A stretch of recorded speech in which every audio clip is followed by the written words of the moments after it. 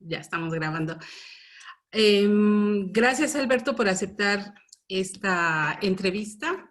La vamos a subir a nuestras redes. Buenas tardes. Está con nosotros Alberto Ayala. Yo soy María Teresa Montaño, la coordinadora del portal de investigación de Observer, periodismo y verificador del discurso público. Buenas tardes, Alberto. Buenas tardes, Tere. Buenas tardes a todos. Pues como ustedes se habrán dado cuenta, espero que lo hayan visto. Alberto es el autor, Alberto Ayala es el periodista del Estado de México, autor del reportaje, del gran reportaje, lo negro del salario rosa. Es una investigación de largo aliento que él ahorita nos va a platicar un poco más de algunas de las develaciones que hace con este trabajo. Y bueno, primero agradecerte la entrevista, poder charlar sobre tu gran trabajo. Y en segundo lugar, también agradecerte haber compartido con el portal de Observer esta gran investigación. Para empezar, me gustaría que nos platicaras un poco desde tu punto de vista, ¿qué es lo más importante que aporta esta investigación? El tema del salario rosa, que en el portal ya lo habíamos venido checando a través de fact-checking, ¿no? Nos gustaría como que nos dieras tu visión. Claro, pues con todo gusto, un placer estar aquí y pues decirte que creo que es bueno empezar a establecer cuáles fueron los criterios de esta investigación. Yo propiamente quise abarcar todos, pero resumidos en 4. Lo primero que habría que decir es que quise hacer cómo está funcionando este programa de manera operativa. Otra parte es también la parte económica, lo que se ha invertido en este programa. La parte social, por supuesto, de entender qué alcance está teniendo o no en el Estado de México.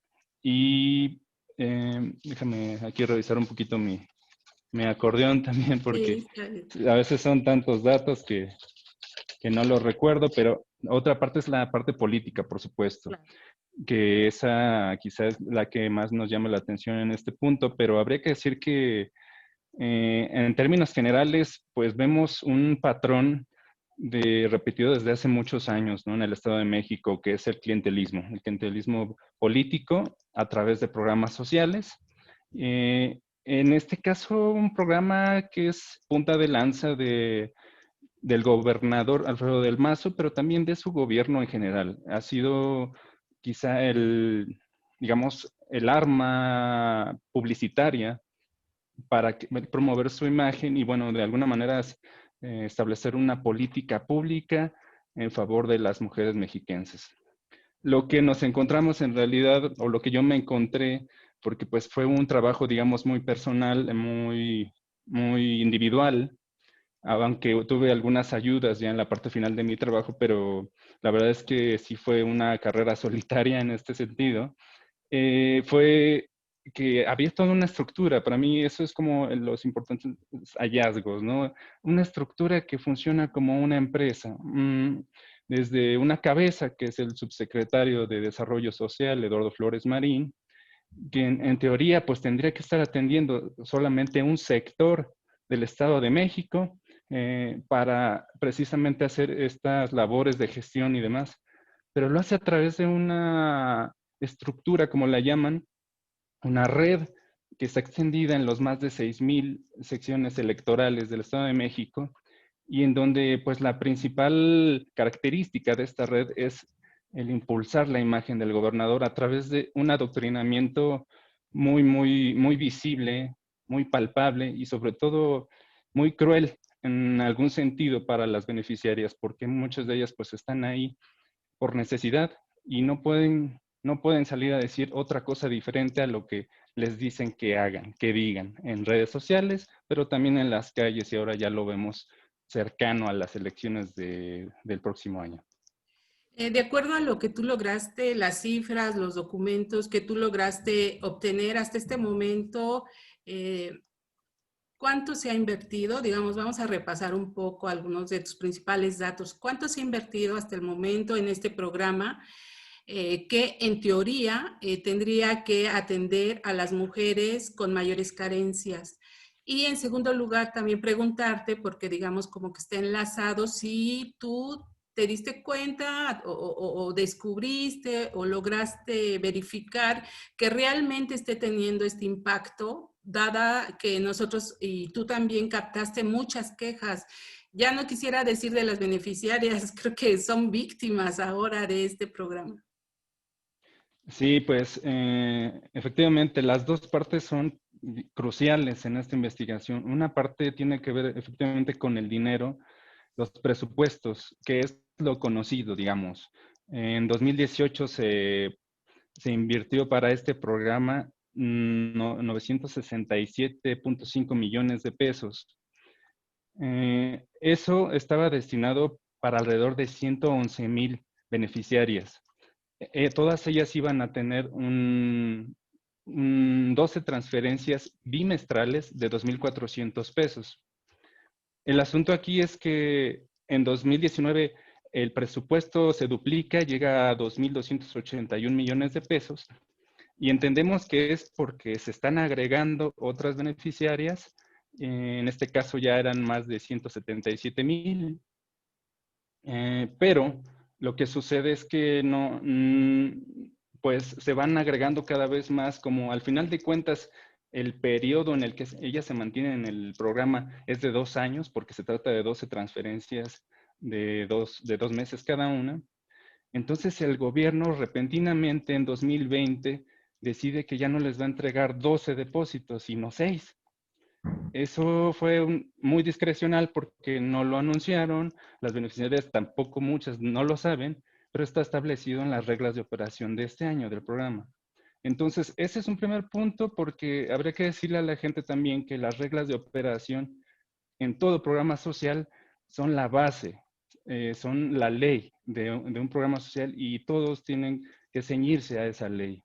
Sin embargo, hay muchas inconsistencias en ese transcurso y pues el total de estos recursos destinados solamente en la operación del programa da más de 6,500 millones de pesos. Aparte de la cuestión publicitaria, que eso puede ser más o menos, pero ha sido muy evidente en medios de comunicación. Si te refieres a estas, que las entregas se hacen a través de eventos faraónicos en los que hay una figura que resalta y que tiene que resaltar y que es Alfredo del Mazo, que sin duda está utilizando el programa de una manera ya totalmente y abiertamente, pues, para engrandecer su imagen, ¿no? Esto es importante, ¿no, Alberto? Por la cercanía de las elecciones, ¿no? De hecho, antier el Congreso local ya emitió la convocatoria para las elecciones del año próximo en el Estado de México. Van a estar en juego las diputaciones locales y el Congreso local y es fundamental seguramente para él ganar el control del Congreso. Entonces, ese es otro tema, ¿no? El tema de estos grandes eventos que yo creo que lo que se gasta en uno podría apoyar realmente a muchas mujeres pobres. ¿Qué opinas?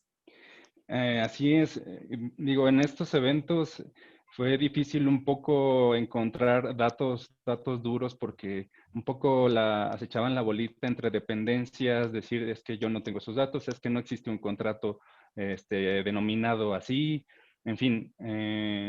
Pero bueno, son muy ilustrativos estos contratos, por ejemplo, de utilitarios, más de 12 millones de pesos gastados en gorras, en lonches, en playeras, en banderines, todo este despliegue, digamos, colorido en los eventos del gobernador y que pues solían ser masivos. Ahora no es que no lo sean, es que las mujeres tienen que estar desde sus casas haciendo lo que hacían en un evento reunidas juntas. Ahora se les sigue llevando a estos eventos, creo que innecesariamente, con un recurso que efectivamente podría servir para muchas otras cosas, ¿no?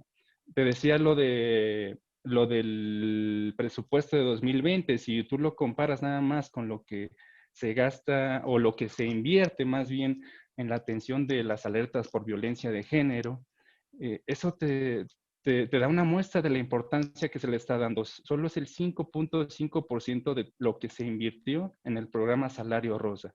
Y sin embargo, en el Salario Rosa se está, digamos, capitalizando políticamente esta parte que tú mencionas del gobernador, pero también solo son sectores y solo son, digamos, amas de casa. No es que no sean importantes, sino que el campo o sí, el campo de acción para las mujeres, pues es mucho más amplio, ¿no? Y esto no lo digo yo, lo dicen las especialistas en el reportaje.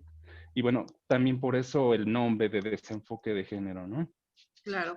Te preguntaba hace un momento, creo que falta como esa parte. ¿Tú crees que realmente, bueno, poner énfasis primero en que de manera arbitraria, lo que dijiste, se redujo a la mitad la expectativa de apoyo que se iba a dar a las mujeres a lo largo de 2 años? No se avisó, nosotros también lo detectamos de repente y había muchas quejas en ese sentido.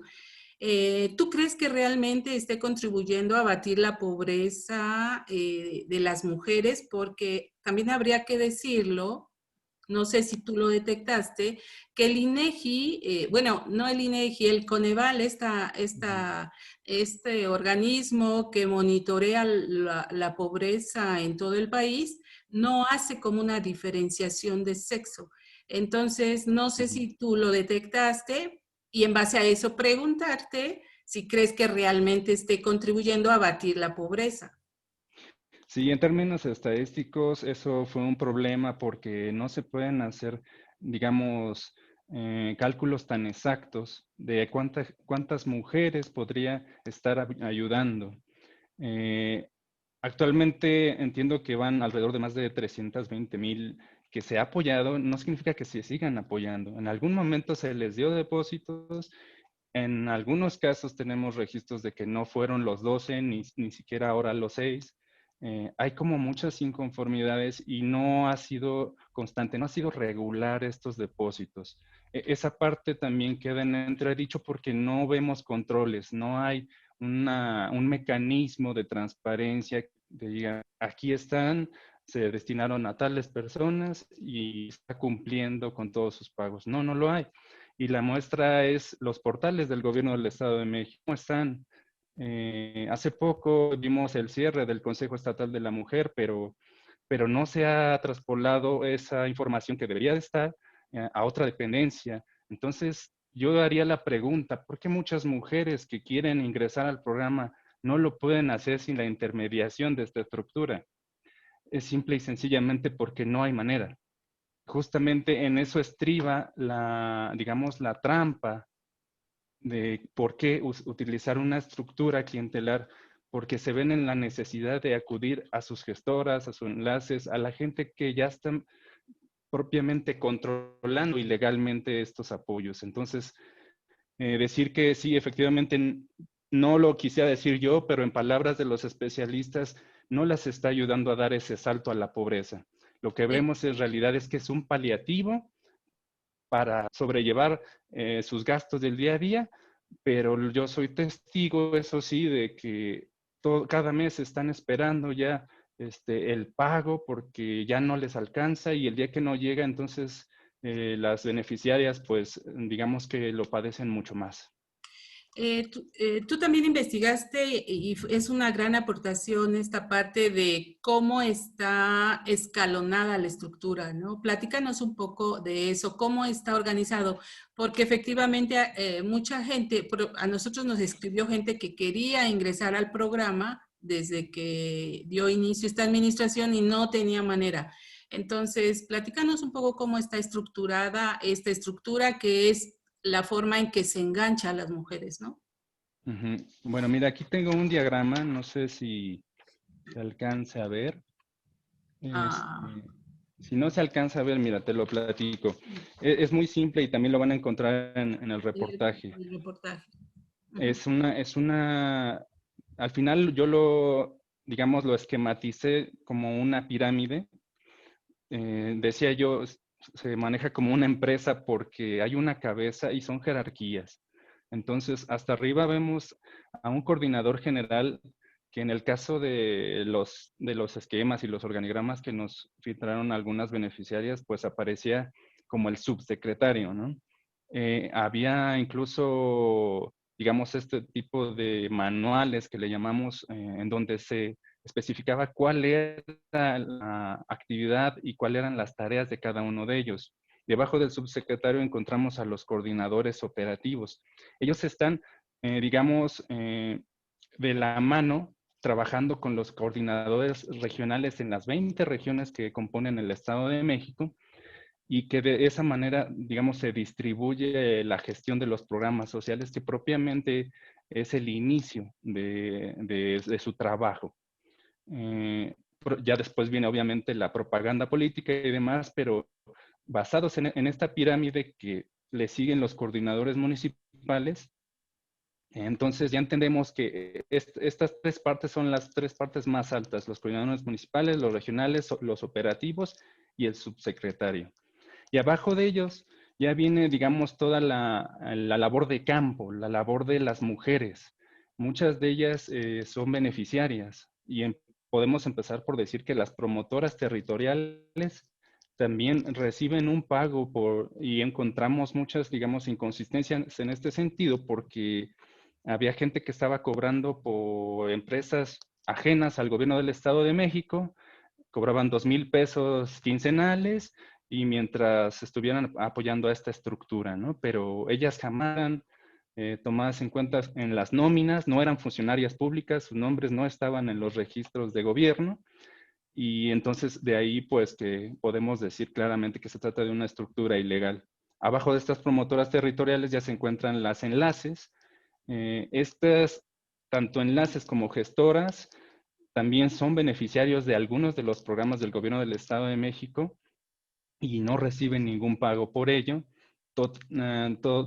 Digamos que al final de cuentas, la condición para ella es que trabajen para esta estructura y de esa manera van a mantener sus apoyos. Muy bien. Creo que también otro tema importante que mencionaste al principio y no quisiera como dejarlo al último es el tema, dijiste una palabra clave, el adoctrinamiento. A través de tu trabajo, tú das a conocer algunos testimonios en los cuales las beneficiarias narran cómo son obligadas a asistir a eventos, a hacerle propaganda en Twitter al gobernador, retuitear, pero también das a conocer a través de ellas, más bien a través de sus testimonios, sacan a relucir las conexiones que hay con el PRI, ¿no? Sí, en ese sentido te podría decir que no podemos ser tan categóricos que todas digamos, estas redes estén con una afiliación partidista y particularmente con el PRI. Vemos que en los eventos el gobernador trata de hacer esta dinámica con las beneficiarias al decirles quién de ustedes no ha recibido nunca un programa social. Esto digamos, con la intención aparente de decir, bueno, aquí hay gente que nunca ha recibido programas y no está llegando a los mismos de siempre. Sin embargo, lo que vemos en la calle o lo que vimos durante el reporteo fue que, pues que había muchas organizaciones, digamos, operadores en las colonias que ya son claramente conocidos por su filiación priista. Tienen incluso historiales de años atrás de siempre estar apoyando al PRI. Y lo que comentaba una de las beneficiarias, que me parece muy ilustrativo, el caso del subsecretario. Él nació como un operador de la estructura política del PRI y así subió, así escaló. Ella no se imaginaba que esa persona que los invitaba a salir a votar el día de las elecciones, hoy día es digamos, el operador de toda esta estructura con un puesto de gobierno que pues es para muchos envidiable nada más por los ingresos y los beneficios que tiene, ¿no? Claro. Y creo, Eh, perdón, discúlpame, ahora no contesté tu pregunta de del adoctrinamiento. Eso es muy interesante porque justamente esa es la base de por qué muchas beneficiarias acaban defendiendo al gobernador, al programa y por ende a su apoyo, ¿no? Ujú. Entendemos una parte que es la necesidad, esa está clara, pero ellas son condicionadas para que sea esto visto como un trabajo y no como un derecho. Ese es el meollo del asunto. Al final, digamos, la filosofía de esta estructura es entender que esto es una retribución a lo que el gobernador les está dando, pero no entender que esto pues sale de nuestros bolsillos, del erario público y que en todo caso pues ese es un derecho que ellas tienen como, digamos, personas marginadas o en pobreza extrema que pues lo necesitan para muchas cosas, ¿no? Sí, es decir, pareciera que buscan lealtad, ¿no? Lealtad Exacto. política al gobernador. Y la otra parte que también a mí me pareció muy preocupante, que también narran algunas de tus entrevistadas, es que les tienen que avisar de cuando va a haber eventos de otros partidos y textualmente también advierten, bueno, en algunos de los chats que tú logras obtener como prueba de documentar, cómo les piden que estén reportando a sus vecinos que acuden a eventos de otros partidos, ¿no? ¿Qué nos puedes platicar? Platícanos un poco más de eso.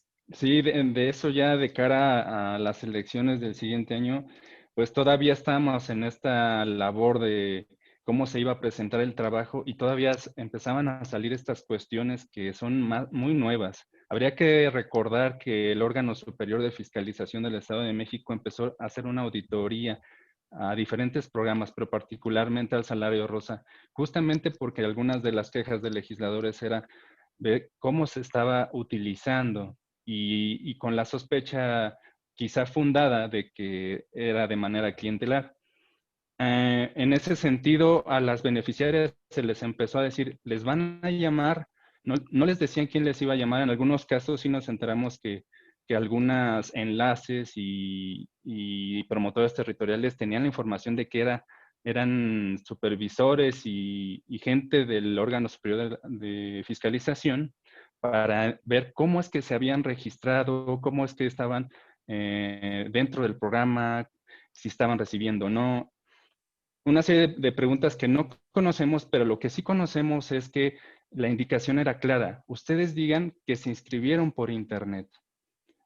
Mentira. La mayoría de ellas las inscribieron a través de bases de datos que las mismas promotoras elaboran en Excel y que se las pasan a sus coordinadores y esos coordinadores la van subiendo hasta llegar a la punta de la pirámide, que es el subsecretario, y que ahí es donde ya no entendemos pues cómo se manejó, porque en su momento el Consejo Estatal de la Mujer, que era el responsable de, digamos, de recibir esos registros y evaluarlos a través de un comité de selección, pues nunca se cuestionó de dónde venían, a pesar de que el propio secretario de Desarrollo Social en algún momento dijo, pues es que nosotros las recibimos de buena fe. El problema es que no hay controles nuevamente, ¿no? No hay revisiones de dónde están viniendo estos registros y por qué son las propias beneficiarias y las personas que no son funcionarios públicos las que están manejando documentación oficial. Claro. Eso es lo grave. En este momento se nos va a acabar ahorita el tiempo, pero ¿qué te parece si cerramos esta primera parte y reanudamos en un segundo Zoom? ¿Sí? Por Perfecto. favor. Adelante.